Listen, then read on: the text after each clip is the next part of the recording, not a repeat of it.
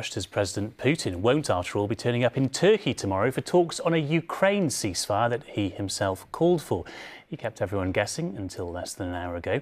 The Russian delegation that is going will be something of a B team. Well, Emma is in Kyiv tonight, and Emma, he kept us wondering, will he, won't he go? This news from the Kremlin, what does it mean for those talks tomorrow?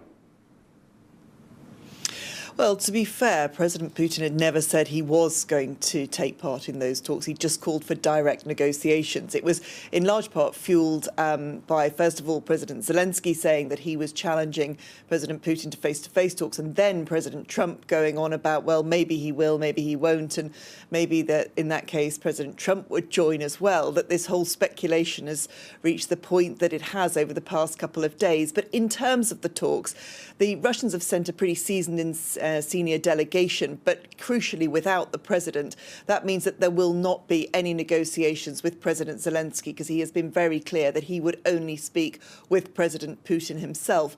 So I think that you will perhaps see high-level delegations talking face-to-face from the Ukrainian and the Russian point of view, and potentially being joined on Friday by the Americans. But without question, President Zelensky is going to try and use this moment to really stress to the Americans that he is committed to peace, that he is not an obstacle to peace, and that actually the obstacle to peace is President Putin.